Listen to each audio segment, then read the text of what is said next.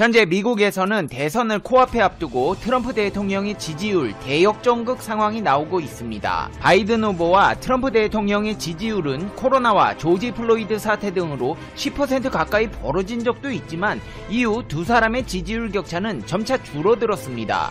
이후로도 바이든 후보의 우세는 꾸준히 유지됐지만 최근 들어 트럼프 대통령이 바이든 후보의 지지율을 앞서는 결과가 나오게 된 것입니다. 특히나 두 후보의 대통령 당선에 분수령이 될 미국 주요 경합주 중 애리조나주와 플로리다주에서 도널드 트럼프 미국 대통령과 민주당 대선 후보 조 바이든 전 부통령이 오차 범위 내 지지율 격차로 접전을 벌이고 있는 상황인데 이 두 지역은 모두 지난 2016년 대선에서 트럼프 대통령이 승리했던 곳으로 이번 대선에서도 근소한 차이로 대선의 판도가 결정될 가능성이 높다는 분석이 나오고 있습니다. 워싱턴 포스트와 ABC 뉴스 합동 설문조사 결과에 따르면 대선 격전지 중 하나인 애리조나주에서 응답자 49%가 트럼프를, 48%가 바이든을 지지한다고 밝혔고, 플로리다주에서는 트럼프가 51%, 바이든이 47%의 지지율을 기록하면서 박빙의 격차를 보이고 있습니다. 미국은 직선제가 아닌 간접 선거제를 채택하고 있기 때문에 전체 득표율과는 별개로 각 주를 가져간 1위 후보자가 해당 주에 할당된 선거인단을 독식하게 됩니다. 때문에 주요 경합주인 노스캐롤라이나, 미시간, 애리조나, 위스콘신, 플로리다, 펜실베니아 6개 주를 어떤 후보가 가져가느냐에 따라 선거의 판도가 크게 바뀔 수 있습니다. 그런데 일각에서는 트럼프가 재임을 하게 될 경우 한국이 핵무장을 하게 될 가능성이 높아진다는 주장이 조심스럽게 점쳐지고 있는데요. 트럼프 대통령은 한국의 방위비 5배 인상 요구 주장을 굽히지 않고 있는 상황입니다. 게다가 밥 우드워드의 신간 경로에 담긴 내용을 보면 나는 이전에 이 나라에서 아무도 갖지 못한 핵 시스템을 개발했다. 당신이 보거나 듣지 못했던 물건이다. 푸틴 러시아 대통령이나 시진핑 주석이 전에 결코 듣지 못한 것이라며 비밀리에 새로운 핵무기 시스템을 개발한 것으로 알려졌습니다. 김정은 국무위원장을 향해서도 핵무기를 너무 사랑해서 팔 수 없는 집처럼 여긴다고 말했습니다. 한마디로 미국도 핵 개발을 하고 있고 지금까지 완벽한 북한의 비핵화 주장을 해왔던 것과는 달리 어느 정도 인정하고 있다는 듯한 발언으로 보이는 듯한데요. 상황이 이렇다 보니 트럼프 대통령이 재선을 하게 된다면 한국에도 핵무기 배치를 부추기는 상황이 오게 될 것이라는 주장이 조심스럽게 나오고 있는 상황입니다. 현재 전략국제문제연구소 CSIS 선임연구원인 에릭 브루어 전 백악관 국가안보회의 비확산 국장은 최근 미국 신안보센터 CNAS 연구원들과 공동으로 향후 핵 확산 가능성에 대한 보고서를 펴냈습니다. 핵이 더 확산된 세상이라는 이 보고서에 보면 한국과 사우디아라비아, 터키를 핵 확산 잠재국으로 꼽았고 북한의 핵 능력 고도화와 미국과 한국의 동맹 약화가 한국의 핵 개발을 부추길 수 있다고 주장하고 있습니다. 에릭 브루어 연구원은 그런 평가가 타당하다고 생각한다며 현재까지 떠오르고 있는 여러 지정학적 요인들을 살펴보고 이 요인들이 앞으로 10년 이상 뒤에 핵 확산 환경을 어떻게 형성할지를 분석한 결과 핵 확산에 영향을 줄 7개의 추세를 꼽았는데 첫 번째, 안보 환경 악화, 두 번째, 미국의 안보 공약에 대한 동맹들의 의심, 세 번째, 미국의 민간 핵 에너지 지원 능력 약화, 네 번째, 제재 효용성의 감소, 그 밖에 미국과 중국, 러시아와의 경쟁 관계 심화를 지적했습니다. 아울러 제재 대상국이 제재의 효과를 상쇄할 방법을 찾고 장기적으로 미국의 금융 패권마저 약화되면서 비확산 도구로서의 제재 효과도 줄어들 것으로 전망했습니다. 그는 제재의 남용이 어느 측면에선 제재를 받는 국가들이 미국의 경제전쟁으로부터 자국을 보호하기 위해 다른 방법을 사용하도록 할 것이라고 했습니다.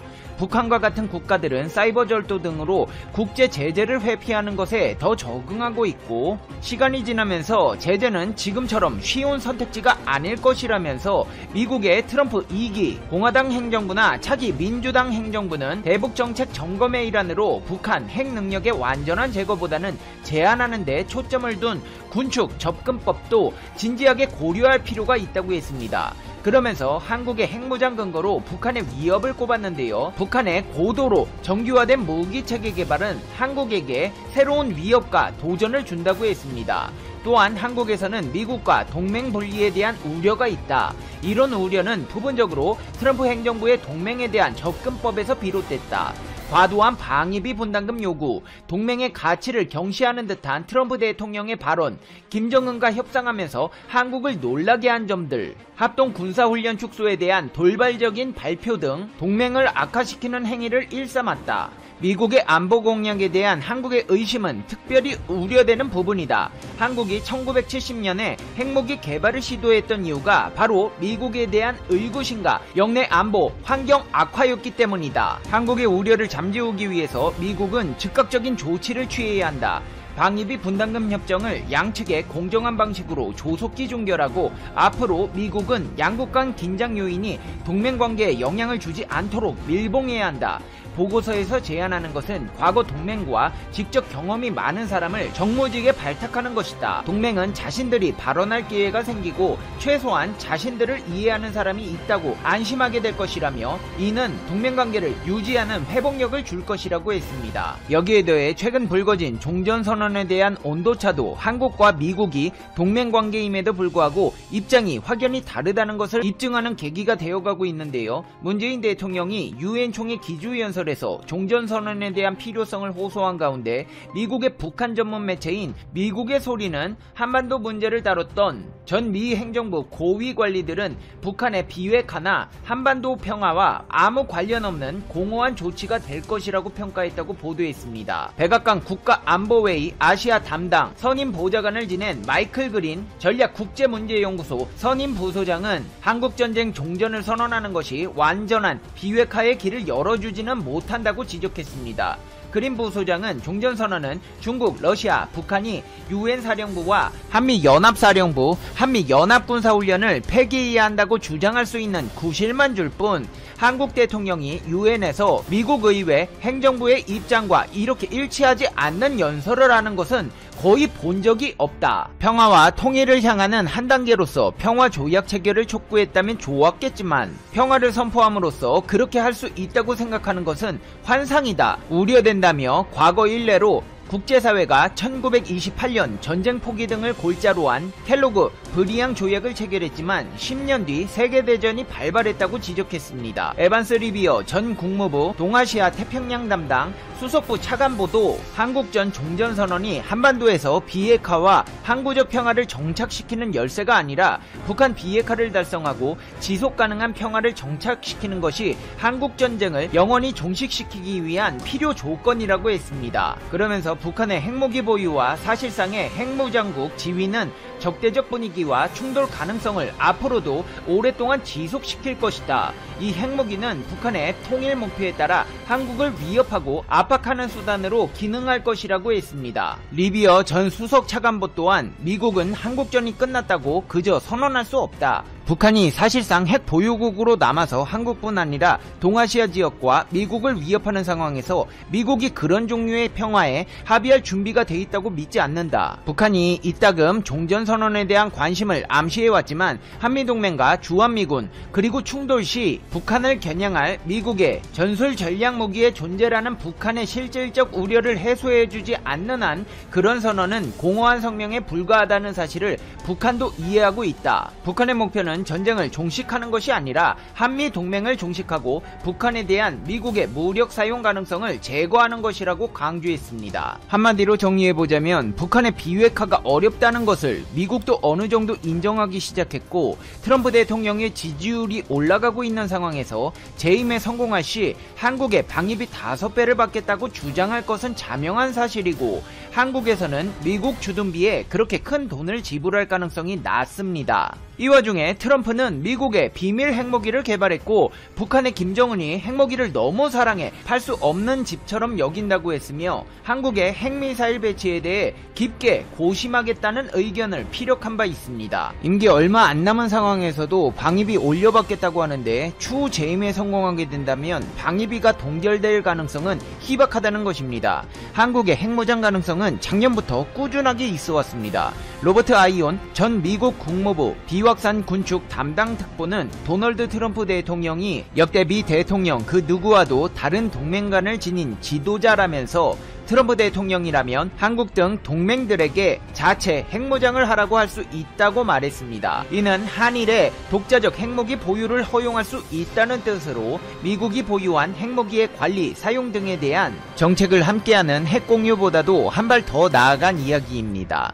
그러면서 일반적으로 미국은 한국의 핵무장을 원하지 않는다. 하지만 트럼프 변수 때문에 미국이 기조가 달라질 수 있다. 트럼프 대통령은 한미 연합훈련으로 돈 낭비가 너무 심하다. 우리가 왜 그들을 보호해줘야 하느냐 등의 발언들을 여러 차례 해왔다면서 동맹이 자체 핵무장을 원한다면 왜 안 돼? 라며 이를 허용할 수 있다고 했습니다. 게다가 스티븐 비건 미 국무부 전 대북정책 특별대표 또한 한국의 핵무장 가능성을 언급해왔습니다. 실제 워싱턴 일각에선 대북 압박을 위한 전략적 차원으로 한국의 핵무장론 목소리가 나오고 있습니다. 중국 또한 한국의 핵무장을 부추기는 요소 중 하나입니다. 아이온 전 특보는 최근 미국에서 대중 압박을 위한 전략 차원에서 한국의 핵무장론이 자주 거론되고 있다. 미국은 한국이 핵무장하면 중국이 싫어할 것이기 때문에 중국은 이를 막기 위해 북한의 비핵화를 압박할 것이라고 본다. 위험한 생각이지만 실제 그런 의견들이 제기되고 있다. 당초 핵무장 생각이 없던 한국은 진지하게 핵무장을 추진할 수 있다. 한국이 미국의 핵 억지력을 신뢰하는 한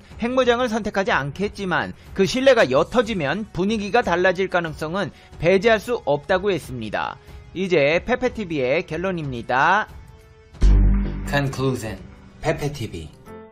최근 일본에서 발견된 다리 9개짜리 문어를 소개시켜드린 바 있습니다. 이번에는 한국의 온라인 커뮤니티에 올라온 방어의 사진이 화제입니다. 이 방어는 일본에서 수입된 걸로 보이며 방어의 모양이 이상할 정도로 휘어져 있습니다. 사진 속 방어의 모습은 충격적입니다. 사진에 나온 방어 8마리가 모두 기형입니다. 꼬리 쪽이 기괴하게 뒤틀려 있습니다. 인터넷 댓글들의 반응을 보면 이게 바로 방사능 물고기다. 이걸 먹으라고 파는 거냐? 분명히 누군가의 입속으로 들어갈 텐데 설마 내가 먹게 될까봐 무섭다는 등의 반응을 보이며 놀라워하고 있습니다. 어떻게 이런 기형 방어들이 유통되게 된 것일까요? 그건 알 수가 없습니다. 생산자들이나 유통업자들이 국립과학원에 보내서 원인 규명을 할 의지도 없을 뿐더러 만약에 조사해본다고 해도 현대과학으로 명확한 이유를 알아내리라는 보장도 없습니다. 그래도 방어의 양식 과정에서 원인을 추측해본다면 일본에서는 방어를 양식할 때 방어의 몸속에 기생충들을 없애기 위해 항생제를 먹입니다. 그 약기운 때문에 이런 기형 방어들이 나타난다는 주장이 있습니다. 하지만 이 기형 방어 사진을 본 사람들은 우선적으로 일본의 방사능이 원인이 된 것이 아니냐는 반응을 보이고 있습니다. 이처럼 누리꾼들이 놀라워하는 데는 그만한 이유가 있습니다. 실제로 대한민국에서는 일본의 방어를 수입해 먹고 있는데요. 수입 방어가 대부분 일본산이기 때문입니다. 겨울이 제철인 방어의 수입량은 2000년대 초반부터 늘기 시작해 2006년 397톤을 기록한 이후 하향세를 보였습니다. 그러다 2011년부터 다시 증가세로 돌아서더니 수입량이 폭발적으로 늘었습니다. 2011년 56톤이었던 수입량은 2012년 90톤, 2013년 107톤, 2014년 163톤, 2015년 298톤, 2016년 479톤, 2017년 748톤으로 늘었습니다. 급기야 2018년엔 1484톤으로 1000톤을 돌파하더니 지난해엔 2246톤이 수입되었습니다. 심지어 올겨울 활방어 수입량은 3000톤을 넘어설 것으로 추정되고 있는데요. 일본에서는 자기 나라에서 다 소화하지 못하는 방어를 덤핑식으로 한국에 팔고 있습니다. 일본에서 들여오는 수산물의 양이 이렇게 많다 보니 원산지 표기를 확실히 한다고 해도 불안한 마음이 드는 것은 사실인데요. 실제로 생김새만으로는 국산과 일본산의 차이를 구별하기 쉽지 않은 데다 상당수 소비자가 일본 수산물을 두려워하는 까닭에 기형 방어가 방사능 공포를 일으키고 있습니다.